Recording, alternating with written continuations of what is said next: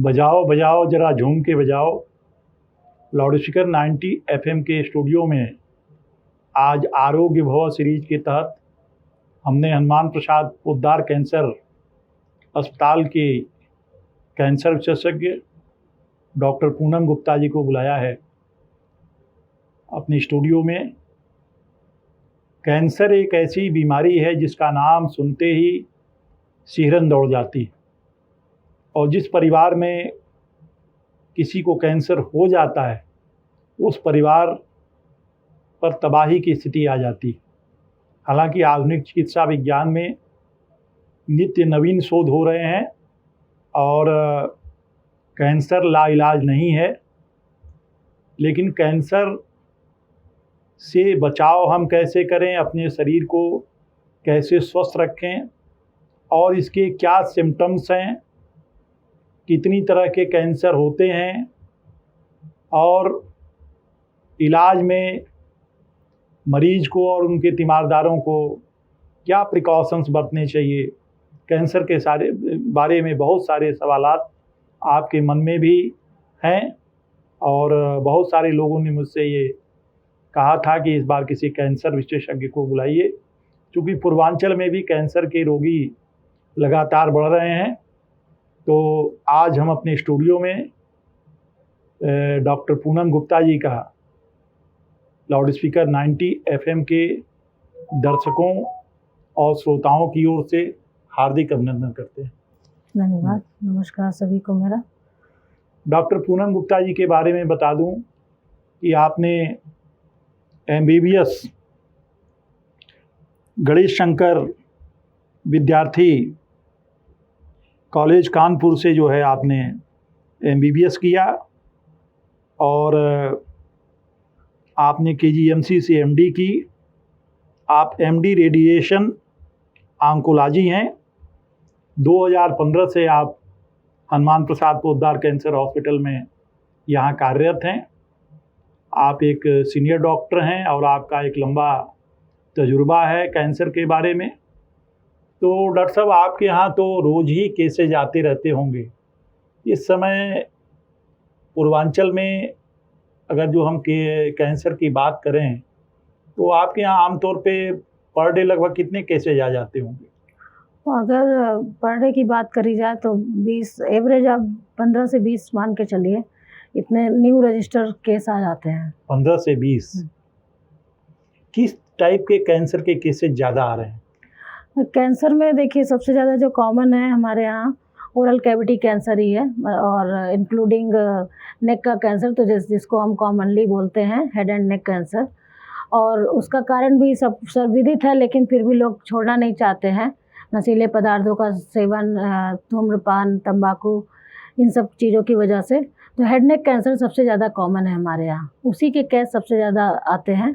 और अगर हम फीमेल्स की बात करें तो फीमेल्स में वैसे तो पहले गर्भाशय का कैंसर पहले नंबर पे माना जाता था, लेकिन अब कुछ सालों से ये ट्रेंड चेंज हो गया है। हमारे पास ब्रेस्ट कैंसर के केस ज़्यादा आ रहे हैं इलाज के लिए। इसका मतलब कि ब्रेस्ट कैंसर अब गर्भाशय के कैंसर को भी पीछे छोड़ दिया है महिलाओं में। ये ब्रेस्ट कैंसर की वजह क्या होती है? एक्चुअली देखिए, मेन तो जो कैंसर की उत्पत्ति होती है हमारे शरीर में, वो कुछ ऐसे जेनेटिक म्यूटेशंस होते हैं जिनकी वजह से हमारे देखिए शरीर में नॉर्मली सेल्स बनती हैं, बिगड़ती हैं, मतलब ये प्रक्रिया चलती रहती है बनने, बिगड़ने की, नष्ट होने की। लेकिन कैंसर तब पैदा होता है जब बहुत ही ज़्यादा मात्रा में, मतलब जितनी ज़रूरत नहीं है शरीर को उससे ज़्यादा न्यू सेल्स बनने लगती हैं और वो किसी जगह पे शरीर में कहीं डिपॉजिट होने लगती हैं, एक्युमुलेट होने लगती हैं, तो वो एक ट्यूमर का आकार रख लेती हैं। तो इस तरह से कैंसर की उत्पत्ति होती है। और अगर ये देखा जाए तो ये जेनेटिक लेवल पे होता है, लेकिन हमें कैंसर ना हो, क्या क्या और वजह हो सकती है, क्या कैंसर कारक हो सकते हैं कि जिससे हम अपना थोड़ा बचाव कर सकते हैं। जैसे नशीले पदार्थों का सेवन, वो भी ब्रेस्ट कैंसर के लिए एक कारक है। ये महिलाओं ब्रेस्ट में, कैंसर हाँ, के कारण नशीले पदार्थ, ये भी होता है। जैसे कुछ महिलाएं भी सेवन करती हैं, फॉरेन में तो ज़्यादा ये मिलता है लेकिन हमारे यहाँ कम मिलता है। जी तो ओवरऑल नशीले पदार्थ, मेरे कहने का मतलब ये है कि वो शरीर में कहीं भी कैंसर कर सकता है। ऐसा नहीं कि केवल मुंह में या गले में ही करेगा, खाने की नली में हो जाता है, फेफड़ों में हो जाता है। तो इस तरह से ये, अगर महिलाओं की हम केवल बात करें तो महिलाओं में जो ब्रेस्ट कैंसर का और रीज़न है ये हो जाता है कि अगर बार बार उनको फाइब्रोसिस्टिक डिजीज़, मतलब स्तन में गांठ तो मिल रही है लेकिन वो कैंसर वाली गांठ नहीं है, लेकिन अगर उसे वो अनदेखा कर रही हैं, उसका कुछ ट्रीटमेंट प्रॉपर नहीं ले रही हैं, उचित तरीके से नहीं उसके लिए कहीं कंसल्ट करने गई और बहुत सालों तक बना हुआ है, तो वो कभी कभी कैंसर में कन्वर्ट हो जाता है। तो एक, अगर किसी भी तरह की गांठ दिखती है तो एक बार चिकित्सक से परामर्श लें, उसकी कायदे से जांच पड़ताल हो जाए, ठीक है, उसका ट्रीटमेंट हो जाए तो वो बेहतर होता है कि आगे वो। और दूसरा ये हो सकता है कैंसर, ब्रेस्ट कैंसर का कारण कि महिलाओं में बहुत ज़्यादा अगर वज़न है, ठीक है। इसके अलावा जैसे कुछ महिलाएं जो है बहुत देर में अगर प्रेगनेंसी अचीव कर रही हैं, बहुत लंबे समय तक बिना प्रेगनेंसी के रहने से लाइफ स्पैन में, वो भी एक कारण बन जाता है। दूसरा ये है कि किसी के बच्चा ही नहीं हुआ तो वो ब्रेस्ट फीडिंग नहीं करा पाती हैं, ये भी एक रीज़न है, ब्रेस्ट फीडिंग ना कराना। कुछ महिलाओं के बच्चे तो हुए लेकिन उन्होंने ब्रेस्ट फीड नहीं कराया, तो ये भी बहुत बड़ा कारण बन जाता है। हार्मोनल इम्बैलेंस हुआ, वो भी एक रीज़न बन जाता है कि अगर जैसे कोई महिला का जो मेंस्ट्रुएशन पीरियड है, लाइफ लॉन्ग अगर बात करी जाए तो ज़्यादा टाइम के लिए है, जैसे जल्दी शुरू हुआ और लेट में ख़त्म हो रहा है, तो ये भी एक कारण बन जाता है। जी। आमतौर पे डॉक्टर साहब, जैसे महिलाओं को आपने एक बहुत अच्छी बात बताई कि जो महिलाओं में ये स्तन कैंसर है, तो जैसे आम तौर पे एक महिला कैसे जज करेगी कि उसे ये स्तन कैंसर है? उसको क्या कुछ शरीर, बॉडी कुछ उसका संकेत देगी या उसको ब्रेस्ट में कुछ ऐसा कुछ महसूस होगा? तो थोड़ा-सा आप बताएँगी तो हमारी जो महिलाएँ हैं। ब्रेस्ट कैंसर में देखिए हम लोग के स्क्रीनिंग में भी 3 मेथड बताया गया है। एक तो सेल्फ एग्जामिनेशन, जो कि महिलाएं खुद कर सकती हैं नहाते समय, कपड़े बदलते समय। दूसरे में डॉक्टर से अगर वो ब्रेस्ट कैंसर का अपना एग्जामिनेशन करवा रही हैं, ब्रेस्ट का एग्जामिनेशन करवा रही हैं। तीसरा फिर आता है अल्ट्रासाउंड के द्वारा जी। या X-ray, digital X-ray mammography machine के द्वारा, उससे भी कैंसर की गांठ का पता लगाया जाता है। तो ब्रेस्ट सेल्फ एग्जामिनेशन में क्या करना है, अभी मतलब वो वाली स्थिति नहीं है जिन महिलाओं के लिए कि हाँ उनको कैंसर है या उनको बस डाउट लग रहा है, तो वो अपना नियमित रूप से, डेली का तो बात हम नहीं कर रहे हैं, लेकिन हाँ कुछ कुछ दिन पे वो अपना ब्रेस्ट चेक कर सकती हैं फ्लैट फिंगर से। हमेशा कभी भी ऐसे पकड़ के नहीं फील किया जाता है, क्योंकि एक नॉर्मल स्ट्रक्चर है मेमोरी ग्लैंड्स, जी। जो ऊपर वाले ने बनाया है, ये स्ट्रक्चर इसीलिए दिया है कि माँ बच्चे को दूध पिला सके, तो जी। उसमें मेमोरी ग्लैंड होती हैं। जी। तो बहुत सारी महिलाएं ऐसे 2 फिंगर के बीच में वो पैल्पेट करके देखती हैं, फील करती हैं, तो उन्हें लगता है कि गांठ हो गई है। जी। तो अभी कभी भी ऐसे नहीं करना, हमेशा फ्लैट फिंगर से पैल्पेट करके, ठीक है, राउंडेड पोजीशन में, और ब्रेस्ट के सारे एरिया में, जैसे ब्रेस्ट के जो ब्रेस्ट को पूरे 4 क्वाड्रेंट में डिवाइड किया गया है, ठीक है, जी। राइट लेफ्ट, और वैसे नीचे वाला भी पोर्शन राइट लेफ्ट, अपर का राइट लेफ्ट और लोअर का राइट लेफ्ट, तो वो सारे क्वाड्रेंट में चेक कर सकती हैं। बाँह के नीचे आर्म पिट में ऐसे फील कर सकती हैं। अगर उन्हें लगता है कि कोई ऐसी गांठ दिख रही है तो उन्हें ज़रूर संपर्क करना चाहिए जाके डॉक्टर के पास।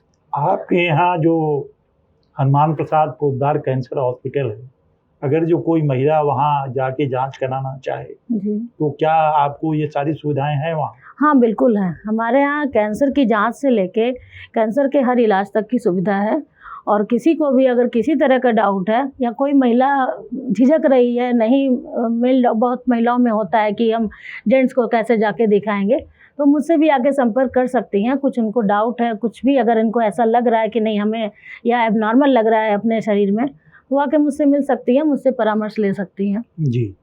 एक गर्भाशय कैंसर की बात आपने की, जी महिलाओं की, तो वो गर्भाशय कैंसर का क्या कारण है, उससे बचाव उसका क्या हो सकता है?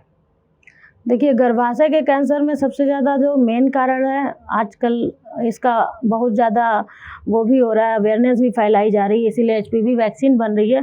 सबसे ज़्यादा मोस्ट कॉमन काज है इन्फेक्शन, वो भी उसमें ह्यूमन पैपिलोमा वायरस का इन्फेक्शन।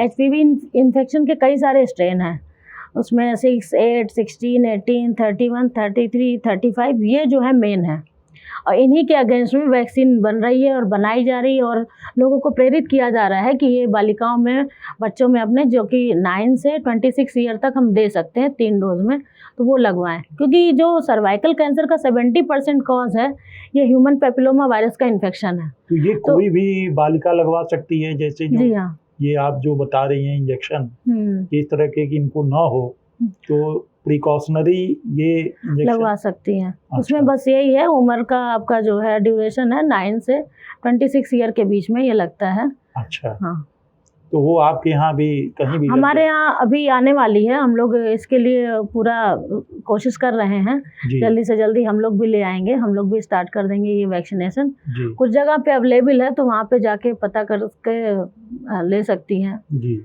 बच्चे। तो एक तो आपने महिलाओं को ये 2 चीज़ें बताई, दूसरा बच्चों में भी कैंसर के केसेज आ रहे हैं? हाँ, हमारे यहाँ एक्चुअली वैसे तो कम आते हैं, कम नोटिफाई होते हैं, लेकिन हाँ कैंसर के केसेस बच्चों में भी मिलते हैं, और बहुत ज़्यादा अगर देखा जाए तो वो या तो ब्लड कैंसर के केस आते हैं हमारे पास, या कोई एब्डोमिनल मास करके आते हैं, तो वो न्यूरोब्लास्टोमा हो सकता है, या विल्म्स ट्यूमर हो सकता है, रैप्डोमायोसार्कोमा हो सकता है।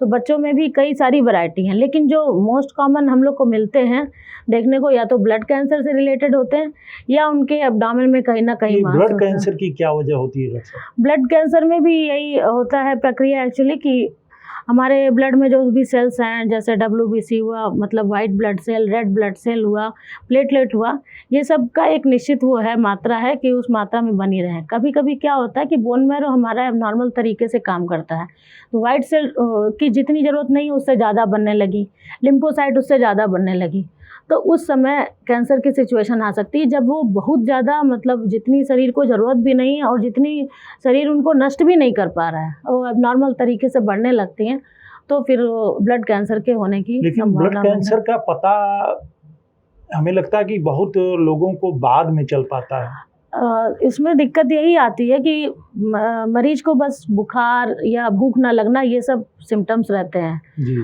तो जो थोड़ा सा रिमोट एरिया में हैं जो लोग, वो नहीं समझ पाते हैं, बुखार का इलाज चल रहा है, एंटीबायोटिक चल रही है लंबे टाइम से, एक डॉक्टर को दिखाया, दूसरे को दिखाया, तीसरे को दिखाया, अब किसी का इतना ध्यान नहीं जाता कि प्रॉपर तरीके से छोटी जगहों पे कि हाँ चलो कायदे से जी, इनका जी। एक बार जांच करा के देख लिया जाए। जी तो जी इस वजह से भी थोड़ा सा पकड़ में आने में दिक्कत होती है, क्योंकि और कहीं जैसे और कोई कैंसर हुआ तो ब्लीडिंग बहुत ज़्यादा हुई, या फिर कहीं गांठ दिख गई, कहीं घाव है लंबे टाइम से, तो वो तो इंसान देख लेता है, उसके लिए लोग थोड़ा परेशान हो जाते हैं। और ब्लड कैंसर में ऐसा कुछ शुरू में दिखता नहीं, ब्लड कैंसर में होता भी है तो जैसे तिल्ली बढ़ गई या लीवर बढ़ गया, तो वो इतना बढ़ जाए कि वो बाहर से पेट में कुछ समझ में आए, महसूस हो किसी को देख के, तो वो बहुत थोड़ा लेट में होता है, तो जी। इसलिए पकड़ने में थोड़ा सा उनको दिक्कत हो जाती है। ये लेकिन क्यूरेबल हो जाता है, क्यूरेबल है? क्यूरेबल है, लेकिन वही है, इसमें भी कहेंगे कि अगर अर्ली स्टेज में पेशेंट आ जाते हैं हमारे पास, तो हम लोग क्योर कर सकते हैं जी कोई भी कैंसर। हम्म, जब कैंसर एक बार लेट स्टेज में पहुंच गया, तो हमारे पास बस यही ऑप्शन बचता है कि हाँ मरीज को हम थोड़ा, कितना भी कोशिश करें, थोड़ा राहत मिल जाए, बस यही इतना तक कैंसर कर का पाते हैं। इलाज बहुत महंगा है, हाँ महंगा है। क्योंकि आमतौर पे पहले तो जब किसी परिवार में कैंसर का नाम आता है तो वो लोग बेचारे सिहर जाते हैं, मानसिक रूप से भी टूट जाते हैं, आर्थिक रूप से भी टूट जाते हैं, और बहुत सारे केसेज ऐसे भी आते हैं कि जब लोग मरीज सर्वाइव भी नहीं कर पाता है। तो एक कॉमन मैन कैसे कैंसर से अपने को बचाव कर सकता है, उसकी दिनचर्या क्या होनी चाहिए, कैसे अपने को फिजिकली फिट रखे, और क्या करे, इसके बारे में थोड़ा सा डॉक्टर साहब बताइए। कैंसर से देखिए, एक बार कैंसर हो गया तब तो नहीं बचा जा सकता है, तब तो कैंसर का इलाज जल्द से जल्द शुरू किया जाए, यही सावधानी बरतनी है। जी लेकिन जिनको कैंसर नहीं हुआ है, जिनको डर है, या फिर जो जागरूक है, चाहते हैं कि हमें आगे इस तरह की कोई बीमारी ना हो, तो बस हमें यह ध्यान रखना है, एक अच्छी दिनचर्या हमें फॉलो करनी है, जिसमें हम सही खाएं, संतुलित आहार लें, सही से आराम करें, मतलब टाइम हमारा नींद का एक प्रॉपर होना चाहिए। अगर हमारे काम में फिजिकल एक्टिविटी नहीं शामिल है तो हमें व्यायाम के लिए थोड़ा टाइम देना चाहिए। स्ट्रेस जब जैसा कि आजकल सबकी लाइफ में है, बहुत ज़्यादा है, तो थोड़ा सा मेडिटेशन, योगा के सहारे हम अपना स्ट्रेस कम कर सकते हैं। और सबसे सर्वविदित जो चीज़ है कि नशीले पदार्थों का सेवन कभी ना करें, क्योंकि कुछ लोग अपना स्ट्रेस कम करने के लिए भी इसकी लत लगा लेते हैं, तो वो बहुत बड़ा कारण बन जाता है आगे चल के, कुछ ना कुछ ऐसी सिचुएशन आ जाए या कैंसर हो जाए। ये पेट और गले में भी कैंसर होता है, गुर्दे और पैंक्रियास? जी हाँ, हाँ बिल्कुल। पेट में देखिए, पेट में तो वैसे अगर एक कॉमन मैन बोलता है तो पेट तो उनका पूरा एब्डोमेन हो गया, लेकिन पेट में सारे ऑर्गन में, जैसे लीवर में हुआ, गॉल ब्लैडर में हुआ, ये आपका स्टमक में हुआ, सब में अलग अलग, पैंक्रियाज में हुआ, सब में कैंसर हो सकता है, आंतों में हो सकता है। तो इसके लिए हमारे लिए यही ज़रूरी है कि हम अच्छे से अच्छा संतुलित एक आहार लें, फाइबर डाइट ज़रूर इंक्लूड करें। और अगर कभी भी हमारे हैबिट में, जैसे मोशन में हमें अगर दिक्कत लग रही है कि लूज मोशन बहुत लंबे टाइम तक चल रहा है, बार बार हो रहा है, तो इसके लिए हमें ज़रूर चिकित्सक की परामर्श लेनी चाहिए। या ब्लीडिंग हो रही है मोशन जाते समय, तो उसके लिए भी हमें, मतलब उसको नज़रअंदाज ना करें, जल्दी से जल्दी हमें कुछ ना कुछ परामर्श लेना चाहिए चिकित्सक से, कि ताकि जल्दी से जल्दी अगर कुछ ऐसा भी है, अब नॉर्मल हो रहा है, तो वो पकड़ में आ जाए, बीमारी का पता लगाया जा सके। यदि मान लीजिए कि कोई आदमी स्वस्थ है और उसको यदि कहीं से कोई आशंका हो गई कि मुझे कहीं कैंसर तो नहीं हो रहा है, तो वो आपके अस्पताल में जाके अपनी कैसी जांच कराएगा? देखिए, कैंसर बॉडी में कहीं भी हो सकता है, लेकिन अगर किसी मरीज को केवल डाउट है तो हमें सिंपल सा बेसलाइन इन्वेस्टिगेशन कुछ हैं वो हमें करने होते हैं, कि ताकि एक बार को हम कह सके पेशेंट को कि हाँ नहीं, आप ठीक हैं पूरी तरह से। ब्लड इन्वेस्टिगेशन, ब्लड में बहुत सारी चीज़ें पता चल जाती हैं। ब्लड में जैसे मान लीजिए हमने CBC एडवाइस किया, अगर उसमें काउंट्स गड़बड़ हैं तो इसका मतलब एबनॉर्मल है, अब क्यों हो रहा है, फिर आगे जांच करी जा सकती है। अगर KFT गड़बड़ है, मतलब यूरिया किटनिन गड़बड़ आ रहा है, तो वो बहुत सारी बीमारियों में हो सकता है, मतलब कहीं जैसे गर्भाशय का कैंसर है तो भी हो सकता है, फीमेल पेशेंट है अगर, और कोई पेशेंट है अगर मेल पेशेंट है तो ब्लैडर का कैंसर है, मतलब यूरिनरी ब्लैडर का है तो भी यूरिया किटनिन गड़बड़ हो सकता है, किडनी कैंसर है तो भी गड़बड़ हो सकता है, मल्टीपल माइलोमा है जो कि ब्लड कैंसर माना जाता है तो भी गड़बड़। तो ब्लड की जो सिंपल एक ब्लड इन्वेस्टिगेशन है, CBC, LFT, KFT, मतलब लीवर की जांच और गुर्दे की जांच जो खून से होती है, और एक काउंट्स का, उससे ही हम बहुत कुछ पता चल सकता है हमें कि हाँ बॉडी में कहीं कुछ एबनॉर्मल तो नहीं चल रहा है। दूसरा एक चेस्ट एक्सरे, चेस्ट एक्सरे अगर हम करा ले 200-250 का पड़ेगा, उससे हमें पूरा लंग अगर नहीं सही है या सही है वो हमें पता चल जाएगा। तीसरा एक अल्ट्रासाउंड, अल्ट्रासाउंड से हमें पेट के सारे ऑर्गन के बारे में पता चल जाते हैं। तो अगर किसी को कैंसर है भी, या फिर कहीं क्या कहते हैं, अगर उसको डाउट लग रहा है, एक तो होगा कि उसको कुछ ना कुछ एबनॉर्मल दिख जाएगा, चाहे वो ब्लीडिंग की कंप्लेन हो, फीमेल पेशेंट में माहवारी गड़बड़ हो रही है, या फिर मेनोपॉज के बाद फिर से ब्लीडिंग हो रही है, या लैट्रिन के साथ ब्लड आ रहा है, या फिर कहीं घाव है, कहीं गांठ है, तो एक तो ये मरीज खुद बता सकता है। लेकिन अगर मरीज को कहीं कोई दिक्कत ऐसा नहीं दिख नहीं रहा है, लेकिन उसको लग रहा है कि नहीं कुछ है गड़बड़, तो इतनी सी जाँचों से हम पहले प्राइमरी स्टेज पर तो एक बार हम जान सकते हैं, डिटेक्ट कर सकते हैं कि हाँ कुछ गड़बड़ है, उसके बाद उसी के अकॉर्डिंग हम आगे बढ़ सकते हैं आगे की जाँच के लिए। आपके यहाँ जो हनुमान प्रसाद पोद्दार कैंसर हॉस्पिटल है, उसमें आप किस किस तरह की सुविधाएं दे रहे हैं? हमारे पास कैंसर के लिए जितनी भी मॉडलिटीज़ हैं, सब सारा ट्रीटमेंट हम लोग कर रहे हैं, जिसमें सर्जरी, कीमोथेरेपी और रेडियोथेरेपी, इन सब की सुविधा है हमारे पास। और हम लोग इस भली भांति, मतलब पूरे कैंसर का इलाज कर सकते हैं। और इसके साथ जैसा कि अभी आपने बताया कि मरीज़ का कमी होती है पैसे की मरीज़ को, इसलिए वो इलाज नहीं करवा पाते हैं, तो हमारे पास CM फंड की भी सुविधा है। मरीज़ का पैसा आ जाता है तो CM निधि द्वारा, तो उससे इलाज हो जाता है। और ये प्रधानमंत्री योजना का तो आपको पता ही होगा, वो चल रहा है, तो उससे भी हम लोग बहुत मरीजों का, हाँ बहुत सारे मरीजों का इलाज कर रहे हैं। जिनके पास पैसा नहीं है वो भी आराम से इलाज कर रहे हैं। आपके यहाँ कहाँ कहाँ तक के मरीज आ रहे हैं? हमारे यहाँ बेसिकली गोरखपुर के तो पूरे पेरीफेरी के पेशेंट आते हैं, इवन नेपाल, बिहार यहाँ के भी आते हैं। इधर आप ले लीजिए बस्ती, खलीलाबाद, ये सब पेशेंट आते हैं। जी, तो नॉर्मली जैसे आपके यहाँ इंडोर भी मतलब एडमिट भी करते हैं? हाँ, करते हैं। अच्छा अच्छा अच्छा। जी, एक ये लिम्फोमा और ल्यूकीमिया, जी, ये ल्यूकीमिया भी कोई कैंसर का हाँ, टाइप है क्या? ब्लड कैंसर ही है, ठीक है। ल्यूकीमिया, हाँ, हाँ, अच्छा। हाँ। ये कब किस स्टेज में है? ये क्या कोई शुरुआती स्टेज की बात है या ल्यूकीमिया?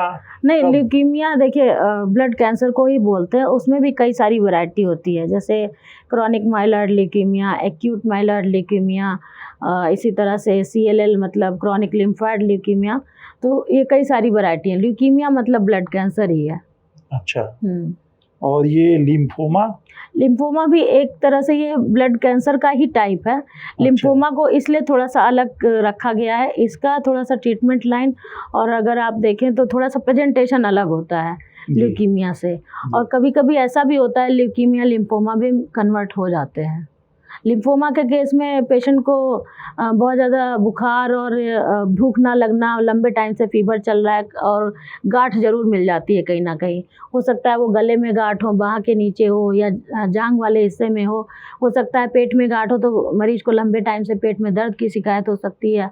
चेस्ट में होता है कभी कभी तो खांसी, सांस फूलना, इस तरह का भी सिम्टम्स लेके मरीज आ जाता है लिम्फोमा में। ल्यूकीमिया में क्या होगा कि उसमें जो आपके काउंट्स हैं वो गड़बड़ होते हैं और उसमें भी कंडीशन वही रहती है कि फीवर लंबे टाइम से आ रहा है, भूख नहीं लग रही है, लेकिन हमें लिम्फोमा में जो है कहीं ना कहीं हमें गांठ ज़रूर एडिशनल मिलती है। ये बॉडी तो मैसेज देती है ना? हाँ, कुछ ना कुछ, यही तो सबसे बड़ा अलार्मिंग साइन है कि अगर हमारी बॉडी में, हमारे शरीर में कुछ भी नॉर्मल से हटके अगर हमें लग रहा है तो हमें उसको इग्नोर नहीं करना चाहिए। क्योंकि अगर आपके शरीर में कुछ हो गया तो आप इग्नोर करके नहीं कुछ कर सकते हो, हाँ, लेकिन उसका अगर आप निदान ढूंढोगे तो शायद आप जल्दी उससे मुक्त हो जाओ। ये मूत्राशय का भी कैंसर होता है? हाँ, होता है। तो ये प्रोस्टेट की? नहीं, प्रोस्टेट का कैंसर अलग हुआ और अच्छा। जब प्रोस्टेट कैंसर लेट स्टेज में आता है तो वो मूत्राशय में जा सकता है, लेकिन मूत्राशय का अलग से भी कैंसर होता है कि जैसे मूत्राशय में हो गया प्रोस्टेट, ठीक है, ऐसी भी कंडीशन आती है।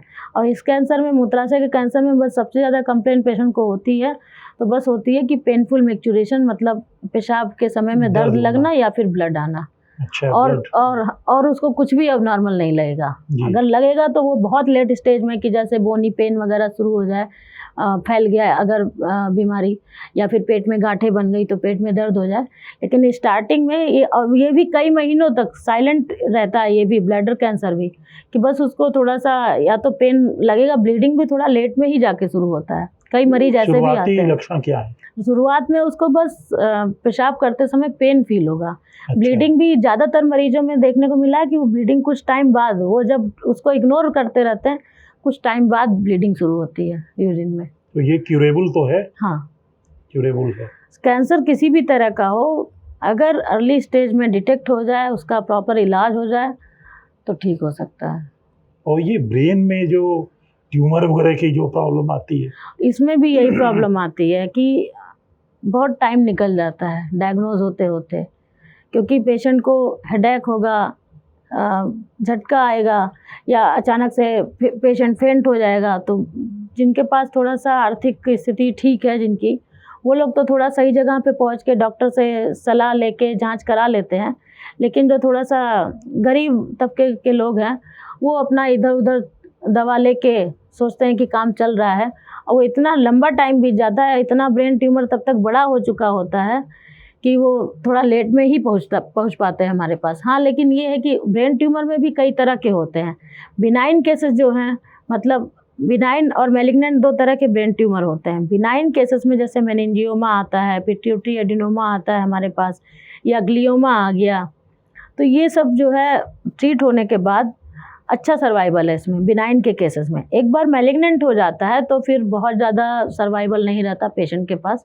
बिनाइन के केस में आप मान के चलिए 5 साल नहीं 10 साल आप मान के चलिए। बिनाइन केस अगर टाइम से सर्जरी हो जाए, रेडिएशन की ज़रूरत पड़ी तो पड़ी, नहीं तो हर केसेस में, बिनाइन केसेस में रेडिएशन ज़रूरी भी नहीं होता है। कुछ कुछ केस में या फिर अगर वो बार बार हो रहा है तो ज़रूरत पड़ती है, लेकिन एक बार मैलिग्नेंट हो गया, मतलब उसमें कैंसरस चेंजेस आ गए, तो फिर सर्वाइवल कम हो जाता है। 2.5 साल 3 साल वो जी। पेशेंट का जो ब्रेन ट्यूमर का और भी वैरायटी है या कैरेक्टरिस्टिक है, उसके अकॉर्डिंग सर्वाइवल फिर तो ब्रेन रहता है। ट्यूमर के शुरुआती लक्षण क्या है? ब्रेन ट्यूमर में देखिए हेडेक बहुत कॉमन है, हेडेक होना, उल्टी आना बार बार, या झटका वगैरह आना। झटका भी बाद में ज़्यादा बढ़ता है, जब थोड़ा अच्छा। बड़ा होने लगता है ब्रेन ट्यूमर तो झटका के चांसेस ज़्यादा रहते हैं। शुरुआत में तो सिर दर्द और उल्टी इतना या चक्कर आना, कभी कभी ऐसा भी मिलता है, पेशेंट कह सकता है कि बैठे बैठे बेहोश हो गए या चलते चलते गिर पड़े, डिसबैलेंस हो गया बॉडी, इस तरह के इसकी लक्षण। सर्जरी से जब मतलब क्या इसमें सर्जरी की भी जरूरत पड़ती है? सर्जरी पड़ती है ज़रूरत। सबसे अच्छा ऑप्शन तो पहले सर्जरी ही है इसके लिए भी, बट ये है कि कभी कभी ब्रेन में भी कुछ ऐसी लोकेशन होती हैं, जैसे इंटरनल कैप्सूल हुआ या ब्रेन स्टेम के पास में कोई ट्यूमर है, तो वो पूरी तरह से नहीं निकल पाता है, फिर हमें उसमें रेडिएशन भी ऐड करना पड़ता है, ज़रूरत पड़ी तो कीमो भी देना पड़ता है। जी। ये कीमो देने से क्या लोगों के बाल वगैरह खत्म हो जाते हैं? हाँ, कीमोथेरेपी से होते हैं। सारी कीमोथेरेपी में नहीं है, कुछ ड्रग्स ऐसी भी हैं जिसमें बाल नहीं झड़ते हैं, लेकिन मैक्सिमम कीमोथेरेपी में बाल झड़ जाते हैं, लेकिन वो टेम्पररी होता है। बाद अच्छा। में जैसे कीमो बंद हो गया, उसके बाद 2-3 महीने बाद फिर अब हेयर ग्रोथ आराम से नॉर्मल वैसे ही होने लगती है। आप लोगों के यहाँ भी ब्रेन ट्यूमर के केसेज वगैरह आते हैं? हाँ, आते हैं। आते हैं। तो ब्रेन ट्यूमर की वजह क्या है? देखिए इसका भी वही कारण लेने के वही है कि ये जेनेटिक म्यूटेशन की, अगर कैंसर की हम उत्पत्ति माने तो मेन रीज़न यही है कि जेनेटिक म्यूटेशन अगर कहीं पे बॉडी में हो रहा है, पहले तो बॉडी रजिस्ट करने की कोशिश करती है, लेकिन एबनॉर्मल सेल्स जब इतना बन जाती हैं कहीं पे कि वो एक्युमुलेट होकर वहाँ ट्यूमर का आकार दे देती हैं, तो वो शरीर में कहीं भी हो सकता है, चाहे आप ब्रेन की बात करें या कहीं भी बात करें। जी। तो नॉर्मली इस तरह के केसेज के उपचार में कितना समय लगता होगा? देखिए अगर हम सर्जरी की बात कर लें तो ड्यूरिंग सर्जरी पेशेंट को कम से कम हफ्ते 10 दिन स्टे करना पड़ता है हॉस्पिटल में। कीमो तो नंबर ऑफ़ साइकिल्स डिपेंड करता है कितना देना है, कभी 6 साइकिल देना पड़ता है, कभी 4 साइकिल देना पड़ता है, कभी 8 भी हो जाती है। तो मैक्सिमम कीमोथेरेपी जो होती है हमारी 1 दिन या 2 दिन की, कभी कभी हमें 3 दिन की कंटिन्यूअस देनी पड़ती है, फिर हम 3 हफ्ते का गैप दे के फिर 3 दिन देते हैं। तो अलग अलग रेजीम होती हैं, अलग अलग वैरायटी के ड्रग होती हैं, उस हिसाब से हमें डिसाइड करना होता है कौन सी बीमारी है, कौन सा वाला कीमो इसमें कारगर होगा, उसी के हिसाब से उसका डोजिंग शेड्यूल रहता है। अभी तो मतलब कैंसर के काफ़ी मरीज ठीक हो रहे हैं। आपने युवराज सिंह जो भारतीय टीम के क्रिकेटर हुआ करते थे, और जब उनको कैंसर हुआ था तो एक समय तो लगा कि लेकिन दोबारा वो फिट होकर के आके उन्होंने फिर से खेलना शुरू कर दिया। तो क्या अब मतलब टेक्नोलॉजी इतनी एडवांस हो गई है कि चीज़ें जो है पहले से बेहतर हुई हैं, मशीनें बेहतर हुई हैं, और जो जो इसमें रिसर्चेज आ रहे हैं, तो कैंसर को लेके अब वो मुझे लगता है कि भयावहता नहीं है जो पहले कभी हुआ करती थी। एक्चुअली हमारी ब्रांच ऐसी है कि निरंतर दिन प्रतिदिन कुछ ना कुछ एडवांसमेंट ट्रीटमेंट हो रहे हैं, चाहे वो रेडिएशन को लेके हुआ, चाहे वो कीमो की ड्रग्स में हुआ, या फिर सर्जरी पॉइंट ऑफ व्यू से हुआ। तो ये सब भी कारण है, और मरीज कितना जागरूक है, कितना विल पावर स्ट्रांग है, वो भी बहुत मैटर करता है पेशेंट के ठीक होने में। अब अगर जिसका आपने नाम लिया, जैसे युवराज सिंह की बात करें, तो हमें लगता है कि जाहिर सी बात है कि उन्होंने बहुत जल्दी जाके अपना ट्रीटमेंट या सलाह लेना शुरू किया होगा, और जिस तरह से कि उनको जिस वैरायटी का ट्यूमर था, जर्म सेल ट्यूमर, तो अच्छा रिस्पांस करता है। अगर आप टाइम से ट्रीटमेंट ले लेंगे तो बहुत अच्छा रिस्पांस, किस तरह बहुत का अच्छा। उनको ट्यूमर था? जर्म सेल ट्यूमर था उनको। अच्छा अच्छा अच्छा। जी। ये जर्म सेल ट्यूमर क्या पेट में कहाँ नहीं, होता है? उनको हमें जहाँ तक पता है कि शायद चेस्ट में हुआ था, चेस्ट कहीं में। भी हो सकता है। अच्छा। हाँ। ये जर्म सेल ट्यूमर कहीं भी हो सकता है, शरीर के किसी भी पार्ट में? अच्छा। तो एक तो डॉक्टर साहब ये हमारे यहाँ जो पूर्वांचल की जो स्थिति है, आपने एक डाटा हमको दिया ही है, लेकिन एक कैंसर को लेकर के कोई एक जागरूकता, मुझे लगता है कि अभियान की भी ज़रूरत है जी हाँ। कि अभी हमारे यहाँ इलिटरेसी बहुत है और ख़ास तौर से गांव में जो रिमोट एरिया है वहाँ लोग अभी जैसे कैंसर के बारे में बहुत बाद में आते हैं, या आपके पास ऐसे भी केसेज आते होंगे जो काफ़ी ऐसी स्टेज में पहुंच चुके हैं कि जब मामला बहुत ख़राब होने वाला होता है। तो आप लोगों के पास, आप अपने यहाँ से भी कुछ आप लोग प्रोग्राम करते हैं कि जैसे मरीजों को जागरूक करने का, या गांव तक अपनी पैठ की गांव में भी लोगों को कुछ ऐसा आपका अस्पताल कर रहा है? हम लोग कई सालों से इसमें लगे हुए हैं। हम लोग जी। कैंप करते रहते हैं। हम भी कई बार कैंप में जा चुके हैं, मतलब जो गांव वाले एरिया में सीएचसी सेंटर बने हुए हैं, पीएचसी सेंटर बने हुए हैं, वहाँ पे जाते हैं हम लोग और 2-4 दिन पहले वहाँ पे बता देते हैं जनता को कि मतलब हम लोग कैंसर के बारे में आएँगे, आप लोग को जानकारी देंगे। और आशा बहन जी वगैरह इसका सबका मदद लेके हम लोग जाते हैं, वहाँ जागरूक भी करते हैं और पेशेंट को भी फ्री में देखते हैं। कोई अगर हमें ऐसा लगता है कि हाँ, ये कैंसर का पेशेंट है, तो उसको हम लोग अपना पता दे के कि हाँ भई आके आप दिखा लेना, आपका आगे जाँच हो जाएगा, सब कुछ हो जाएगा।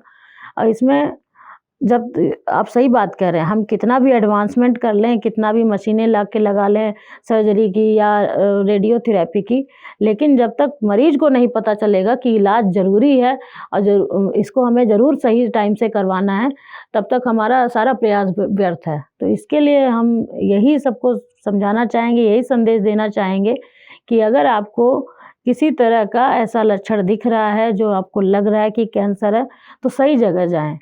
उसमें होता क्या है कि वो एक जगह दवा लिखवा लिए, दूसरे डॉक्टर के पास गए, दवा लिखवा लिए। वो अब डॉक्टर हैं, क्या है, उन्हें नहीं पता रहता, वो दवा दे देते हैं, हाँ ठीक है, सही हो जाएगा। तो इस तरह से ना करें, अगर वो सही जगह पे सही चिकित्सक से परामर्श लें, तो फिर अच्छी तरह से उसका इलाज हो सकता है और वो बिल्कुल ठीक हो सकता है। जी, जी, जी। और कोई आपको हमारे दर्शकों और श्रोताओं के लिए आपका कोई संदेश हो कि लोग अपने आजीवन कैसे ठीक हो सकें और कैंसर से कैसे बच सकें, उसके बारे में कुछ आपके दिमाग में कोई थॉट्स हों तो ज़रा शेयर करें हमारे दर्शकों। आप सभी को बस मैं यही संदेश देना चाहूँगी कि एक अच्छी जीवन शैली अपनाएं, जिसमें आपका एक संतुलित आहार हो, आप आराम सही टाइम से करें, ऐसा भी ना हो कि काम ही करते रह जाएं। और किसी भी तरह का नशीले पदार्थ का अगर आप सेवन कर रहे हैं तो उससे बचें। अपनी स्ट्रेस को कम करने के लिए, लाइफ से स्ट्रेस को कम करने के लिए आप परिवार के साथ बैठें, उनके साथ बात करें, उनके साथ थोड़ा टाइम बिताएं, कि जो कि आजकल के बिज़ी शैली में हमारे बहुत ही कम हो गया ये चीज़, तो हम बहुत सारी चीज़ों से बच सकते हैं। और ये सब कहीं न कहीं जाके आगे कैंसर कारक बनते हैं, तो अगर हम इन चीज़ों का ध्यान रखेंगे, तो हम कैंसर से भी बचे रहेंगे। एक बात डॉक्टर साहब याद आ गई, चूँकि ये पूर्वांचल है, मैं तो ये खैनी वाली जो प्रॉब्लम है कि खैनी जो खाते हैं, सुरती, और कुछ लोग ये पान मसाला मुँह में दबाए रखते हैं। कहते हैं इससे हमारा काम बहुत सही ढंग से हो जाता है। तो अभी एक आध केसेस तो मैंने देखा कि जैसे वो माउथ कैंसर हुआ तो पूरा काटना पड़ा। कुछ लोग की आदत होती है ना, यही ये नीचे दबाते वाले हैं। ओंठ के नीचे वो दबा तो लेते हैं। ये खैनी है, सुरती है या पान मसाला है, ये जितने भी आ रहे हैं, ये हमारे बहुत कैंसर के कितने बड़े कारक हैं? देखिए, अगर देखा जाए तो हमें लगता है 99% केसेस, अगर हम हिस्ट्री लें, हम लोग लेते भी हैं कि आप कोई नशा करते थे कि नहीं करते थे, तो 99% केसेस निकलते हैं कि जो कोई ना कोई इस तरह का सेवन कर रहे थे। यहाँ तक कि महिलाओं में भी बहुत लोग बताते हैं वो गुलमंजन क्या होता है। हाँ, गुल लाल हाँ, वाला। हाँ। जी, कहते जी। हैं हमारे दाँत में दर्द था तो किसी ने हमें बताया था कि ये करोगी तो दर्द नहीं होगा। उसके सेवन की वजह से बहुत लोगों को कैंसर हो गया। तो इस तरह का कि कभी भी अगर आपके दाँत में दर्द है तो डेंटिस्ट से मिलिए, आप उसका उपचार कराइए, ना कि आप गुलमंजन का सहारा लेके और अपनी प्रॉब्लम को और बढ़ा लीजिए। डॉक्टर साहब, आपने बहुत महत्वपूर्ण जानकारी दी। आज हमारे जो दर्शक और श्रोता हैं कि हम कैसे आप सभी लोगों का जीवन, हम सब का जीवन निरोग रहे और हम अच्छी तरीके से अपनी जीवन शैली, दिनचर्या को ठीक करें। तो आज हमारे बीच डॉक्टर हनुमान प्रसाद पोद्दार कैंसर अस्पताल की विशेषज्ञ चिकित्सक डॉक्टर पूनम गुप्ता जी थीं। इनका हम आपने जो समय दिया और इतनी महत्वपूर्ण जानकारी दी, इसके लिए आपका लाउड स्पीकर 90 FM की ओर से आभार व्यक्त करते हैं। फिर हम अगले हफ्ते किसी नई शख्सियत को लेकर के आएंगे। तब तक आप सुनते रहिए लाउड स्पीकर 90 FM। बजाओ बजाओ जरा झूम के बजाओ।